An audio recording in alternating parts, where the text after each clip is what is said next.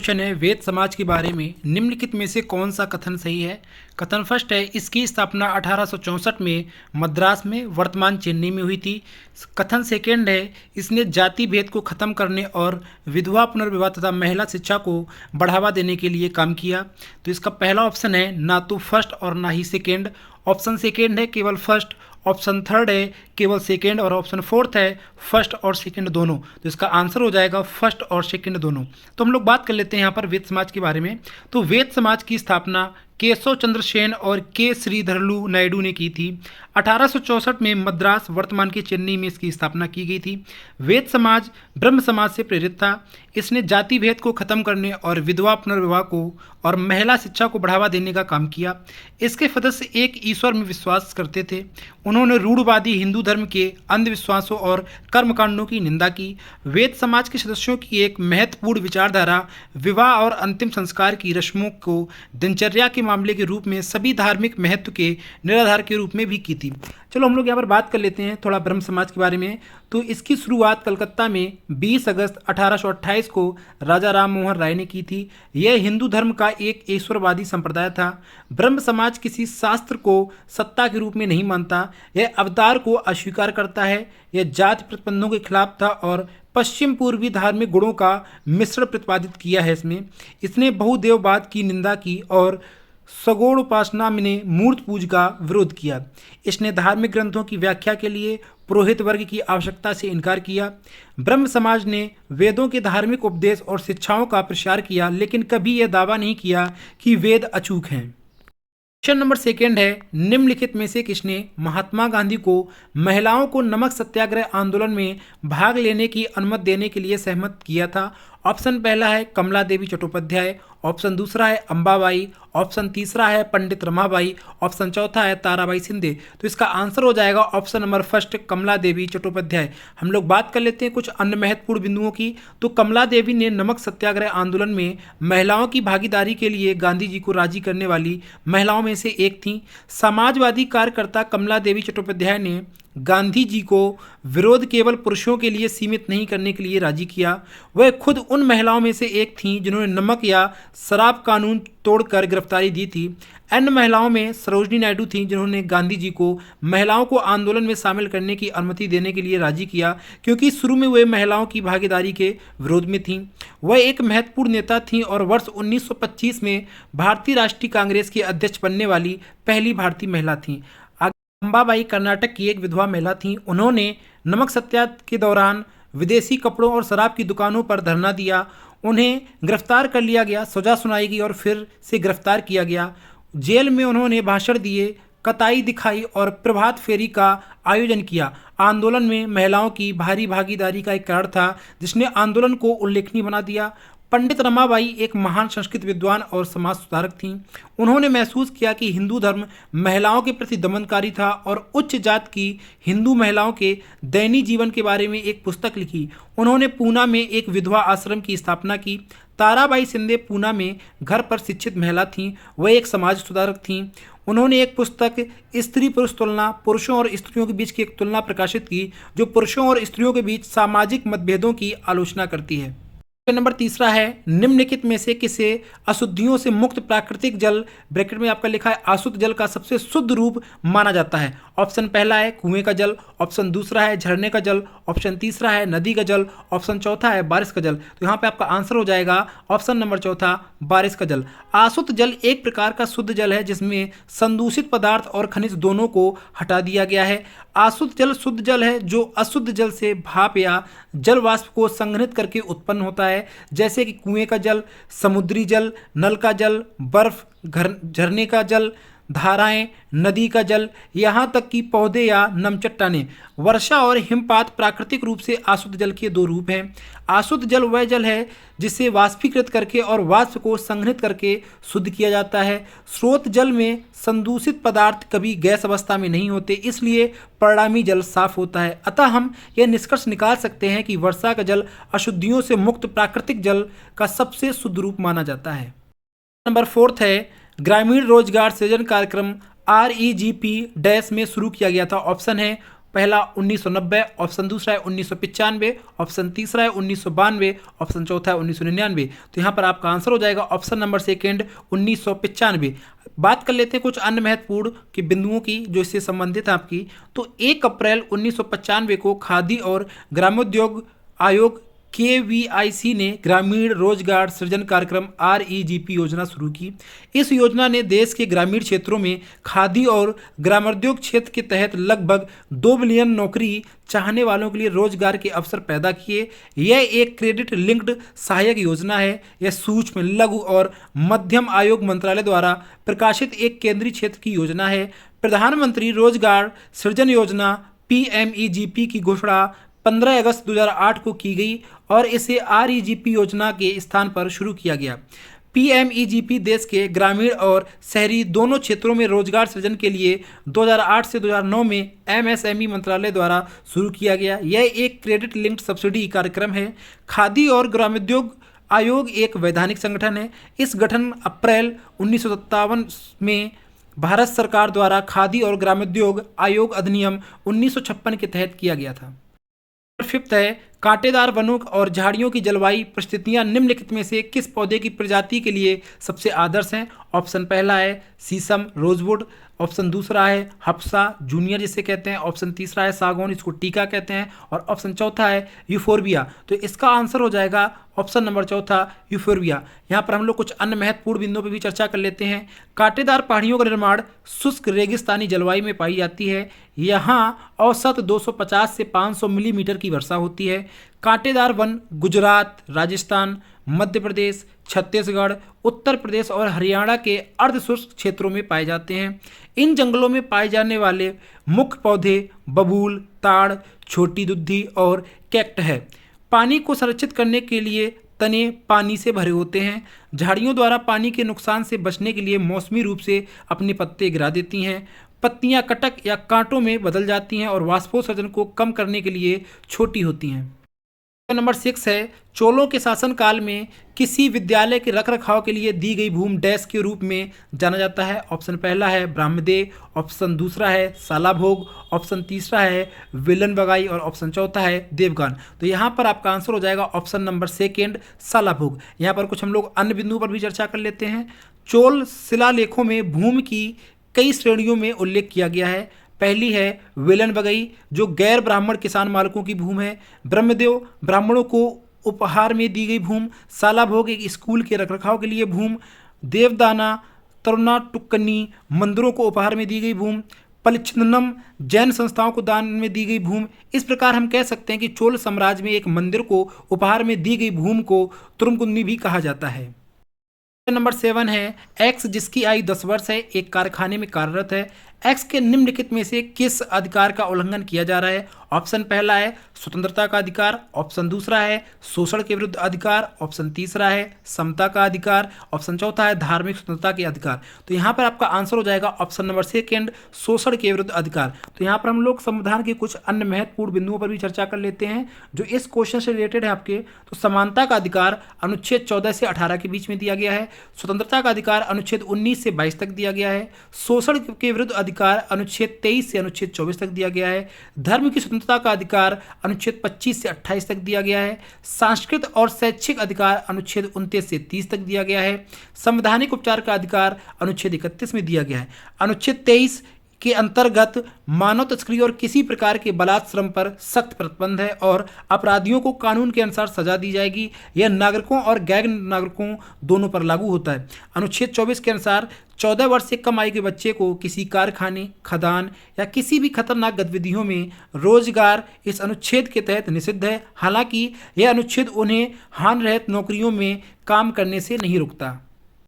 Number 8 है saga दावा या तिहारा सौभाग्यशाली ब्लेडेस्ट महोत्सव भारत के किस राज्य में मनाया जाता है? ऑप्शन पहला है सिक्किम, ऑप्शन दूसरा है आंध्र प्रदेश, ऑप्शन तीसरा है कर्नाटक, ऑप्शन चौथा है असम।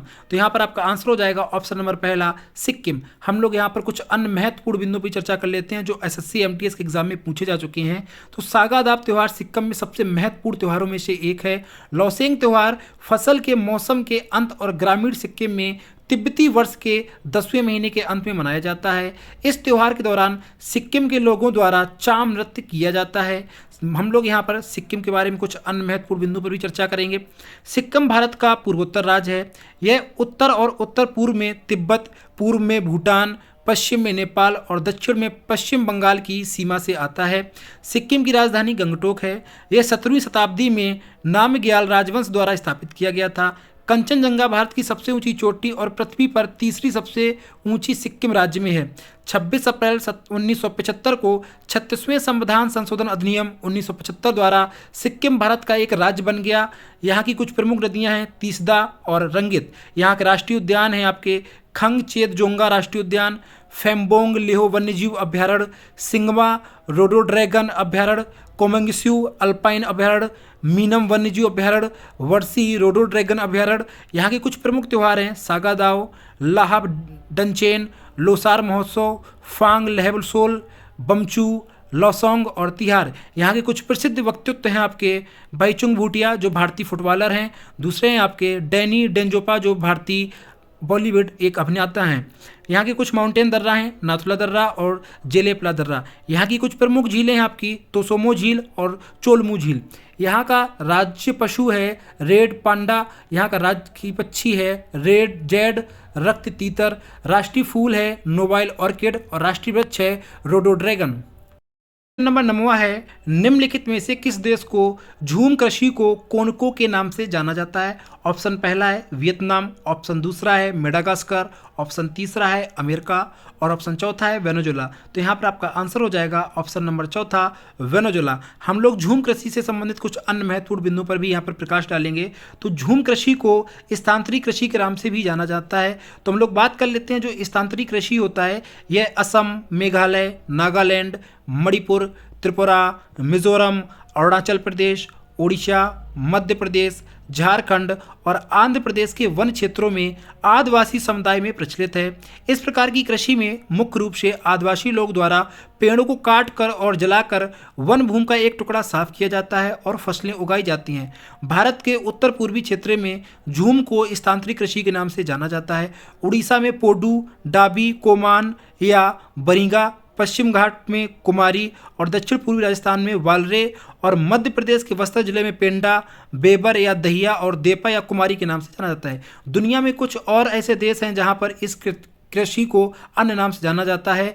तो लदांग के नाम से मलेशिया में जानते हैं, टुंगिया के नाम से बर्मा में जानते हैं, तमराई के नाम से थाईलैंड में जानते हैं, कैगिन के नाम से इसको फिलीपींस में जाना जाता है, हुमा के नाम से इसको जावा में जाना जाता है, चेना के नाम से इसको श्रीलंका में जाना जाता है और मिल्पा के नाम से अफ्रीका और मध्य अफ्रीका क्षेत्र में इसको जाना जाता है। नंबर 10 है मानव शरीर की लार में निम्नलिखित में से कौन सा एंजाइम पाया जाता है जो स्टार्च को साधारण शर्करा में तोड़ देता है? ऑप्शन पहला है ट्रिप्सिन, ऑप्शन दूसरा है रेनिन, ऑप्शन तीसरा है पेप्सिन और ऑप्शन चौथा है एमाइलेज। तो यहाँ पे आपका आंसर हो जाएगा ऑप्शन नंबर चौथा है एमाइलेज। हम लोग यहाँ पर कुछ अन्य बिंदु पर भी चर्चा कर लेते हैं। मुंह में 3 लार ग्रंथियाँ हैं। पहली है अधोजिह्वा ग्रंथियाँ, दूसरी आपकी अब ऊर्ध्वहनु ग्रंथियाँ और तीसरी आपकी कर्णपूर ग्रंथियाँ होती हैं। लार में टाइलिन और लाइसोजाइम एंजाइम पाए जाते हैं। टाइलिन और लाइसोजाइम एंजाइम दोनों स्टार्च के पूर्व पाचन में मदद करते हैं। इसे लार एमाइलेज भी कहा जाता है। ट्रिप्सिन और कार्बोक्सीपेप्टेड्स एंजाइम प्रोटीन के पाचन में मदद करता है। लाइपेज एंजाइम वसा के पाचन में मदद करते हैं। अग्नासी रस में काइमोट्रोप्सिन पाया जाता है। यह ट्रिप्सिन एंजाइम द्वारा सक्रिय होता है। नंबर 11 है 4C के आवेश को 6 वोल्ट के विभवांतर वाले 2 बिंदुओं तक ले जाने के लिए किए गए कार्य की मात्रा डैश होती है? ऑप्शन पहला है 36 जूल, ऑप्शन दूसरा है 24 जूल, ऑप्शन तीसरा है 12 जूल और ऑप्शन चौथा है 48 जूल। तो इसका आंसर हो जाएगा 24 जूल। तो देखते हैं इसको कैसे कर सकते हैं। तो यहाँ पर आवेश की मात्रा जो दी गई है वो 4 दी गई है और दो बिंदुओं के बीच का विभवांतर दिया गया है आपका 6। और यहाँ पर जो कार को फाइंड करना है उसको फाइंड करना, तो मान लेते हैं जो प्रतापित कार हम लोग प्राप्त करना है तो W इक्वल टू आपका हो जाएगा Q इंटू का V। तो यहाँ पर आपका हो जाएगा 4 इंटू का 6, तो आपका आंसर हो जाएगा 24 जूल। क्वेश्चन नंबर 12 में दिया गया है कि जैसा कि मार्च 2022 में अधिसूचित किया गया था, भारत सरकार ने डैश सहित अधिकांश राज्यों में महात्मा गांधी राष्ट्रीय ग्रामीण रोजगार गारंटी योजना के तहत मजदूरी दरों को संशोधित किया है। ऑप्शन पहला है मणिपुर, ऑप्शन दूसरा है मिजोरम, ऑप्शन तीसरा है असम और ऑप्शन चौथा है आपका त्रिपुरा। हम लोग कुछ यहाँ पर अन्य महत्वपूर्ण बिंदु पर भी बात कर लेते हैं। तो हमारा जो योजना है इसका पूरा नाम है मनरेगा का पूरा नाम हम लोग जानते हैं महात्मा गांधी राष्ट्रीय ग्रामीण रोजगार गारंटी अधिनियम। मनरेगा योजना कब लागू हुई? तो यह योजना 2 फरवरी 2006 को महात्मा गांधी राष्ट्रीय ग्रामीण रोजगार गारंटी अधिनियम 23 अगस्त 2005 को पारित किया गया था। मनरेगा का पिछला नाम था, इसे राष्ट्रीय ग्रामीण रोजगार गारंटी अधिनियम का नाम दिया गया था। क्वेश्चन नंबर 13 है निम्नलिखित में से किस टीम ने 2021 तक आईपीएल की किसी एक पारी में सर्वाधिक रन बनाए हैं? ऑप्शन पहला है मुंबई इंडियंस, ऑप्शन दूसरा है रॉयल चैलेंजर्स बेंगलोर, ऑप्शन तीसरा है कोलकाता नाइट राइडर्स और ऑप्शन चौथा है चेन्नई सुपर किंग्स। तो यहाँ पर आपका आंसर हो जाएगा option number second royal Challengers Bangalore. तो यहाँ पर हम लोग कुछ आईपीएल के अन्य महत्वपूर्ण बिंदुओं पर भी चर्चा करेंगे। तो आईपीएल में सबसे ज़्यादा रन बनाने वाली टीम आरसीबी, जिसे हम लोग रॉयल चैलेंजर्स बेंगलोर के नाम से जाते हैं, जिन्होंने 263 रन बनाए थे पुणे वॉरियर्स के खिलाफ 2013 में। और कुछ अन्य बिंदुओं पर हम लोग चर्चा करते हैं। आईपीएल भारत द्वारा प्रस्तावित आपका एक मैच है। इसका प्रशासक है भारतीय क्रिकेट कंट्रोल बोर्ड। इसका मुख्यालय है क्रिकेट केंद्र मुंबई महाराष्ट्र। यह T20 एक प्रारूप है। इसका पहला मैच 2008 में खेला गया और ताज़ा संस्करण 2022 में हुआ और अगला संस्करण 2023 में होगा। टूर्नामेंट का प्रारूप है ग्रुप सिस्टम और प्लेऑफ के साथ राउंड रॉबिन प्रारूप। यहाँ पर वर्तमान टीमों की संख्या 10 है, लेकिन ध्यान रखें जिसमें आपका एग्जाम हो तो एक बार अपडेट कर लें, क्योंकि टीमों की संख्या आपकी बढ़ भी सकती है और घट भी सकती है। वर्तमान की चैंपियन टीम है गुजरात टाइटंस, जिसने पहली बार इस खिताब को जीता है, और सबसे सफल टीम अभी तक रही है मुंबई इंडियंस, जिसमें 5 बार इस खिताब को जीता है। सबसे ज़्यादा रन विराट कोहली ने 6,624 रन बनाए और सबसे ज़्यादा विकेट डेविन ब्रावो ने 183 अभी तक के आईपीएल के इतिहास में सबसे ज़्यादा विकेट लिए हैं। नंबर 14 है निम्नलिखित में से कौन प्राणी जगत के संधिपाद प्राणी, जिसे ऑर्थोपोडा कहते हैं, के समूह से संबंधित नहीं है? ऑप्शन पहला है तितली, ऑप्शन दूसरा है तिलचट्टा, ऑप्शन तीसरा है मकड़ी और ऑप्शन चौथा है आपका ऑक्टोपस। तो यहाँ पे आपका आंसर हो जाएगा ऑप्शन नंबर चौथा अष्टबाहु या ऑक्टोपस। ऑर्थोपोडा संघ जंतु जगत में सबसे बड़ा संघ है। पृथ्वी पर सभी नामित प्रजातियों में से 2/3 से अधिक आर्थोपोडा हैं। आर्थोपोडा संघ को पहली बार 1845 में वॉन सीबोल्ड ने बनाया था। ऑर्थोपोडा का शरीर एक चिटनेस एक्सोस्केलेटन द्वारा कवर किया जाता है। ऑर्थोपोडा के शरीर में एक सिर, वक्ष और पेट होते हैं। आर्थोपोडा संघ के संयुक्त उपांग भी होते हैं। आर्थोपोडा के श्वसन अंग गलफड़े, बुक फेफड़े और श्वास नली प्रणाली है। आर्थोपोडा में संचार प्रणाली खुले प्रकार की होती है। आर्थोपोडा में उत्सर्जन मेलपीगी नलिकाओं के माध्यम से होता है। आर्थोपोडा संघ के महत्वपूर्ण उदाहरण हैं कॉकरोच, झींगा, केकड़ा, बिच्छू, सेंटीपीड, मक्खी, टिक्स, घुन। तारामीन जंतु जगत के इचनोडर्मेटा संघ के अंतर्गत आते हैं। जेलीफिश जंतु जगत के निडारिया संघ के अंतर्गत आते हैं।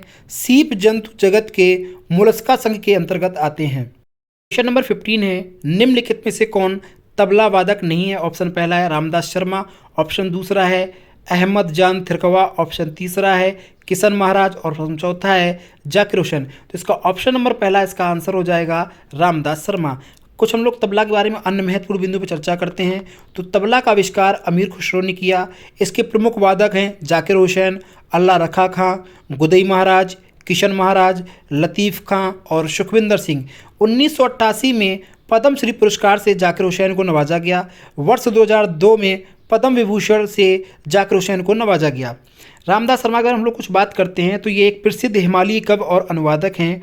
वह Rockefeller foundation, Ireland literature exchange, Slovenia में ट्रूवर फाउंडेशन, हिब्रू साहित्य के अनुवादक के संस्थान और डच साहित्य के सृजन और अनुवाद के लिए फाउंडेशन से फेलोशिप और अनुदान के प्राप्तकर्ता हैं। जाकिर हुसैन तबला वादक उस्ताद अल्लाह रक्का खां के सबसे बड़े बेटे और एक भारतीय तबला कला प्रवीण व्यक्ति, संगीतकार, ताल वादक, संगीत निर्माता और फिल्म अभिनेता हैं। पंडित किशन महाराज एक भारतीय तबला वादक थे जो हिंदुस्तानी शास्त्रीय संगीत के बनारस घराने से संबंधित हैं।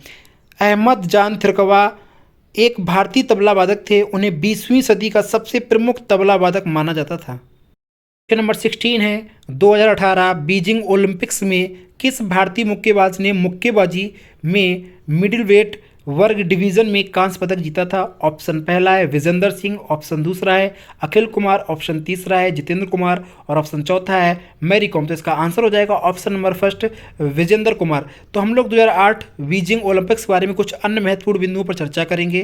तो वर्ष 2008 बीजिंग ओलंपिक्स के भारतीय ध्वजवाहक थे राजवर्धन सिंह राठौर, जो शुरुआती ध्वजवाहक थे, और जब ये गेम समापन हुआ तो उस समय के ध्वजवाहक थे विजेंदर सिंह। हम लोग इस ओलंपिक्स के कुछ अन्य बिंदुओं पर चर्चा करेंगे।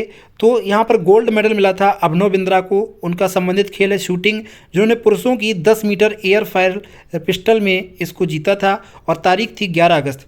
अब फिर था आपका पीतल अवार्ड जो मिला था विजेंदर सिंह को, इनका खेल है मुक्केबाजी, इन्होंने मिडिल वेट 75 किलोग्राम में ये आपका अवार्ड जीता था। यह अवार्ड 20 अगस्त को जीता था। थर्ड नंबर पे आपका पीतल वो मिला था सुशील कुमार को कुश्ती के लिए, पुरुषों की फ्री स्टाइल 66 किलोग्राम के वर्ग में इनको ये पुरस्कार 21 अगस्त को मिला था। क्वेश्चन नंबर 17 है एक किले के बारे में निम्नलिखित कथनों पर विचार कीजिए। पहला आपका कथन है इसे मूल रूप से सेमनकल के नाम से जाना जाता है। कथन दूसरा है इसे वर्ष 1143 में एक पहाड़ी की चोटी पर बनाया गया था।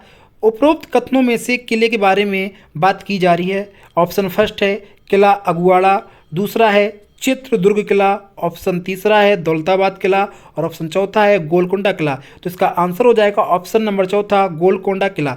तो गोलकोंडा किला के बारे में हम लोग कुछ बात कर लेते हैं महत्वपूर्ण, जो आपके एग्जाम के पर्पज से महत्वपूर्ण होगी। तो किले का निर्माण 13वीं शताब्दी में काकतीय वंश ने करवाया था। इसे भारत के सबसे उत्कृष्ट गढ़ों में से एक माना जाता है। गोलकोंडा का किला उस समय की शानदार नवाबी संस्कृति का प्रतीक है। बाद में गोलकोंडा का किला बहमनी वंश के अधिकार में आ गया, फिर भी बाद में कुतुब शाही राजवंश ने कब्जा कर लिया और गोलकोंडा को अपनी राजधानी बनाया। गोलकोंडा किला अपनी वर्तमान भव्यता का काफ़ी श्रेय मोहम्मद कुली कुतुब शाह को देता है।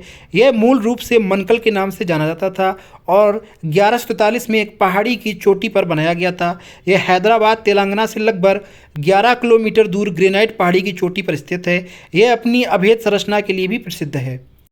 नंबर 18 है देवाशीष पांडा को हाल ही में किसके प्रमुख के रूप में नियुक्त किया गया है?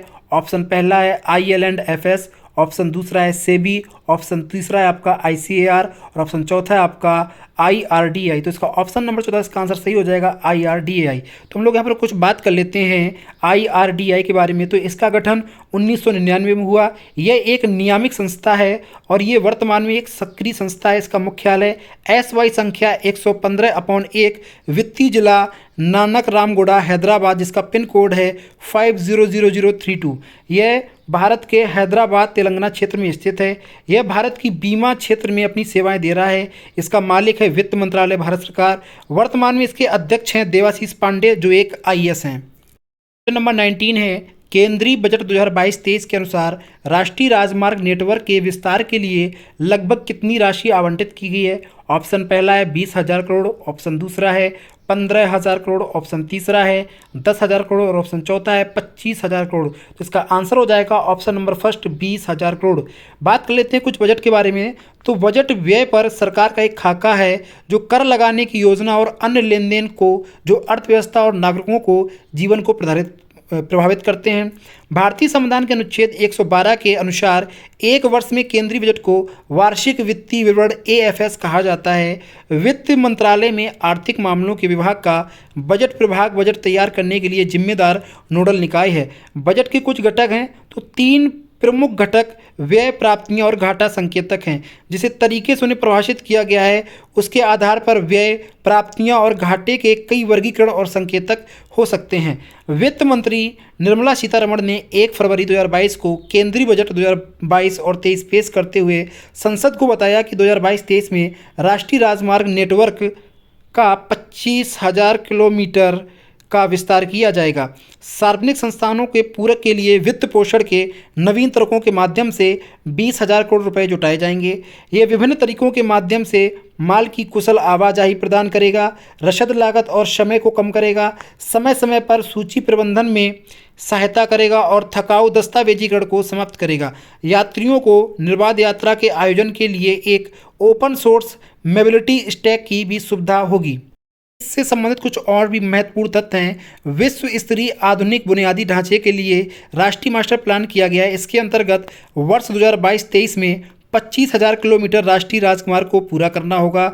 Unified logistic interface platform create किए जाएंगे। ओपन सोर्स मोबिलिटी स्टैक होगा। डॉक और रेल नेटवर्क का एकीकरण किया जाएगा। एक स्टेशन एक उत्पाद को चालू किया जाएगा। 400 नई पीढ़ी के वंदे भारत ट्रेन चलाए जाएंगे। शहरी परिवहन एवं रेलवे स्टेशन के बीच मल्टी मॉडल नेट कनेक्टिविटी भी प्रदान की जाएगी। राष्ट्रीय रोपवेज विकास का योजना किया जाएगा। बुनियादी ढांचा और परियोजनाओं के लिए क्षमता का निर्धारण भी किया जाएगा। 20 है भरतनाट्यम किस भारतीय राज्य का शास्त्रीय नृत्य है? ऑप्शन पहला है तमिलनाडु, ऑप्शन दूसरा है केरल, ऑप्शन तीसरा है उत्तर प्रदेश और ऑप्शन चौथा है आंध्र प्रदेश। तो इसका आंसर हो जाएगा पहला तमिलनाडु। कथक उत्तर, पश्चिम और मध्य भारत का शास्त्रीय नृत्य है। कथकली केरल का है। कुचिपुड़ी आंध्र प्रदेश का है। ओडिसी ओडिशा का है। मणिपुरी मणिपुर का है। मोहिनीअट्टम केरल का है। शास्त्रीय नृत्य असम का है। भरतनाट्यम सबसे पुराना भारतीय शास्त्रीय नृत्य है। इसकी उत्पत्ति सैकड़ों साल पहले तमिलनाडु राज्य में हुई थी। यह नृत्य रूप दक्षिण भारत के धार्मिक विषयों और आध्यात्मिक विचारों को व्यक्त करता है। प्राचीन तमिल महाकाव्य शिल्प के कारम में भरतनाट्यम का वर्णन किया गया है। क्वेश्चन नंबर 21 है प्राचीन भारत में महाजनपदों के शासकों के फसलों की उपज के डैश की दर देकर वसूलते थे। ऑप्शन पहला है 1/5 भाग, ऑप्शन दूसरा है 1/6 भाग, ऑप्शन तीसरा है 1/3 भाग और ऑप्शन चौथा है 1/4 भाग। तो इसका आंसर हो जाएगा 1/6 भाग। तुम लोग महाजनपद के बारे में कुछ अन्य जानकारी भी प्राप्त करते हैं। तो पहला महाजनपद है अंग, जिसकी राजधानी थी चंपा। यह भागलपुर मुंगेर के आसपास का क्षेत्र जो पूर्वी बिहार तक है। दूसरा महाजनपद है आपका मगध, जिसकी राजधानी थी राजगृह, वैशाली और पाटलिपुत्र। यह पटना गया या मगध के आसपास का क्षेत्र है जो मध्य दक्षिणी बिहार तक आपका विस्तारित। और यह 16 महाजनपद में सबसे शक्तिशाली महाजनपद माना जाता था। काशी तीसरा महाजनपद है, जिसकी राजधानी है वाराणसी। यह आधुनिक बनारस जो उत्तर प्रदेश में स्थित है के अंतर्गत आता है। चौथा महाजनपद है वत्स, जिसकी राजधानी है कौशाम्बी, जो वर्तमान में प्रयागराज उत्तर प्रदेश के आसपास का क्षेत्र है। पांचवा महाजनपद है वज्जी, जिसकी राजधानी है वैशाली, विंध्य और मिथिला। यह वर्तमान में दरभंगा के आसपास का क्षेत्र है जो बिहार के पास में पड़ता है। छठवीं महाजनपद है कोसल, जिसकी राजधानी है श्रावस्ती। यह वर्तमान के अयोध्या या फैजाबाद के आसपास का क्षेत्र है। सातवां महाजनपद है अवंती, जिसकी राजधानी थी उज्जैन महेश्मती, जो मालवा मध्य प्रदेश क्षेत्र के अंतर्गत आता है। आठवां महाजनपद है मल्ल, जिसकी राजधानी थी कुशावती। यह देवरिया उत्तर प्रदेश के अंतर्गत आता है। नौवां महाजनपद है पांचाल, जिसकी राजधानी है अहिछत्र या काम्पल, जो उत्तरी उत्तर प्रदेश का भाग है। 10वां महाजनपद है चेदी, जिसका राजधानी था शक्तिमती, जो वर्तमान में बुंदेलखंड उत्तर प्रदेश और मध्य प्रदेश के भाग में स्थित है। 11वां महाजनपद है कुरु, जो राजधानी थी इसकी इंद्रप्रस्थ। यह दिल्ली, मेरठ एवं हरियाणा के आसपास का क्षेत्र है। 12वां महाजनपद है मत्स्य, जिसकी राजधानी है विराटनगर। यह जयपुर और राजस्थान का क्षेत्र है। 13वां महाजनपद है कम्बोज, जिसकी राजधानी है हाटक। यह राजौरी और हाजरा, जो वर्तमान में उत्तर प्रदेश में स्थित है, का क्षेत्र था। 14वां महाजनपद है सूरसेन, जिसकी राजधानी थी मथुरा। यह आधुनिक मथुरा जो उत्तर प्रदेश का क्षेत्र में स्थित है। 15वां महाजनपद है असमक, जिसकी राजधानी है पोतन। यह दक्षिण भारत में गोदावरी नदी घाटी के आसपास का क्षेत्र है। 16वां महाजनपद है गंधार, जिसकी राजधानी थी तक्षशिला। यह पेशावर और रावलपिंडी के आसपास का क्षेत्र है जो वर्तमान में पाकिस्तान के समीप है। नंबर 22 है, भारतीय संविधान के अनुसार प्रधानमंत्री की नियुक्ति डैश द्वारा की जाती है। ऑप्शन पहला है लोकसभा के अध्यक्ष, ऑप्शन दूसरा है मंत्रिपरिषद, ऑप्शन तीसरा है भारत के राष्ट्रपति और ऑप्शन चौथा है भारत के मुख्य न्यायाधीश। तो इसका आंसर हो जाएगा ऑप्शन नंबर तीसरा, भारत के राष्ट्रपति। राष्ट्रपति लोकसभा में बहुमत दल के नेता को संसदीय परंपराओं के अनुसार प्रधानमंत्री नियुक्ति करता है। प्रधानमंत्री के चयन और नियुक्ति के लिए संविधान में किसी विशेष प्रक्रिया का प्रावधान नहीं है। सिर्फ संविधान के अनुच्छेद 75 में उल्लेख किया गया है कि प्रधानमंत्री की नियुक्ति राष्ट्रपति द्वारा की जाती है। अनुच्छेद 74 फर्स्ट में यह कहा गया है कि राष्ट्रपति की सहायता और सलाह देने के लिए मंत्रिपरिषद होगी, जिसका मुखिया प्रधानमंत्री होगा। इस प्रकार भारतीय संविधान स्वयं मंत्रिपरिषद को मान्यता देता है। नंबर 23 है, यामिनी कृष्णमूर्ति किस शास्त्रीय नृत्य के लिए प्रसिद्ध हैं? ऑप्शन पहला है कुचिपुड़ी और मोहिनीअट्टम, ऑप्शन दूसरा है भरतनाट्यम और कुचिपुड़ी, ऑप्शन तीसरा है मणिपुरी और ओडिसी, ऑप्शन चौथा है मोहिनीअट्टम और मणिपुरी। तो इसका आंसर हो जाएगा ऑप्शन नंबर सेकेंड, भरतनाट्यम और कुचिपुड़ी। तो बात कर लेते हैं यहाँ पर कुछ अन्य महत्वपूर्ण बिंदुओं के बारे में। तो यामिनी कृष्णमूर्ति भरतनाट्यम नृत्य से संबंधित हैं। भरतनाट्यम नृत्य की उत्पत्ति का श्रेय तमिलनाडु में मंदिर नर्तक या देवदासियों के एकल नृत्य से लिया जा सकता है। भरतनाट्यम को 10 तितम के नाम से भी जाना जाता है। हम लोग यहाँ पर कुछ और भी अन्य महत्वपूर्ण बिंदुओं पर बात करेंगे। कुछ नृत्य हैं, उनका उद्गम कहाँ पर हुआ और मुख्य पुनर्जीवन प्रश्नैली कौन है और प्रसिद्ध प्रस्ताविक कौन है।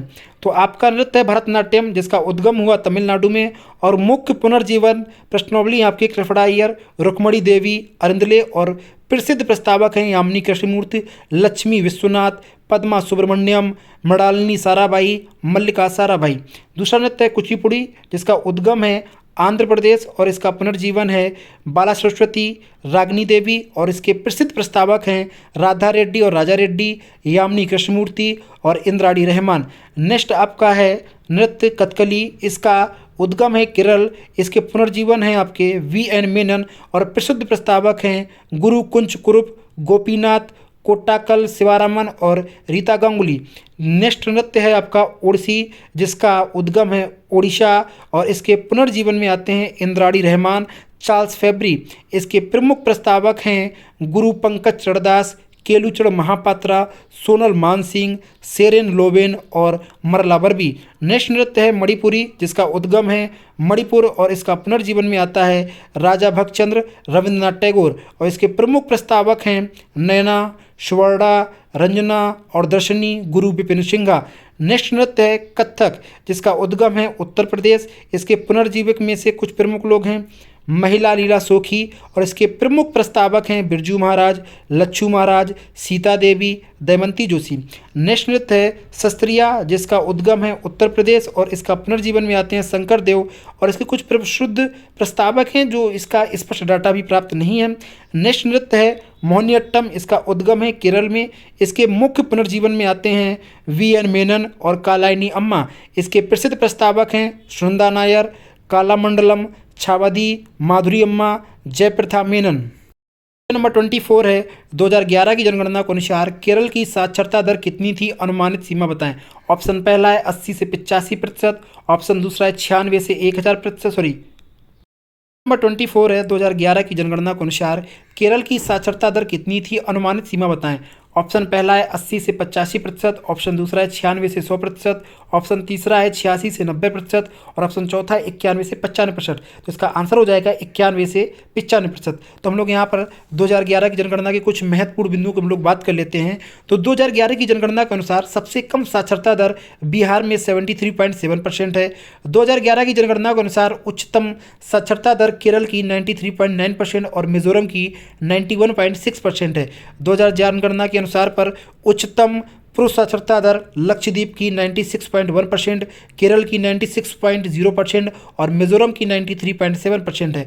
उच्चतम महिला साक्षरता दर केरल की 92.0%, मिजोरम की 89.4%। न्यूनतम साक्षरता दर बिहार की 61.8%, अरुणाचल प्रदेश की 67%, राजस्थान की 61%, और सबसे कम पुरुष साक्षरता दर है बिहार में 73.4%, अरुणाचल प्रदेश में 73.7% और आंध्र प्रदेश में 75.6%। भारत में पहली जनगणना लॉर्ड मेयो के शासनकाल के दौरान हुई थी। 2011 की जनगणना के जनगणना आयुक्त श्री चंद्रमौली थे। लक्षद्वीप जनसंख्या की दृष्टि से भारत का सबसे छोटा केंद्र शासित प्रदेश है। 2011 की जनगणना के अनुसार भारत की जनसंख्या 121.10 मिलियन है। नंबर 25 है, निम्नलिखित में से कौन सी बाराक ओबामा की आत्मकथा है? ऑप्शन पहला है dreams from my father a story of race and inheritance. Option दूसरा है the test of my life. Option तीसरा है क्रॉनिकल्स और ऑप्शन चौथा है मैटर्स ऑफ डिस्क्रिप्शन। तो इसका आंसर हो जाएगा ऑप्शन नंबर पहला dreams from my father a story of race and inheritance. तो हम लोग यहाँ पर कुछ बाराक ओबामा से अन्य महत्वपूर्ण बिंदुओं पर भी चर्चा कर लेते हैं।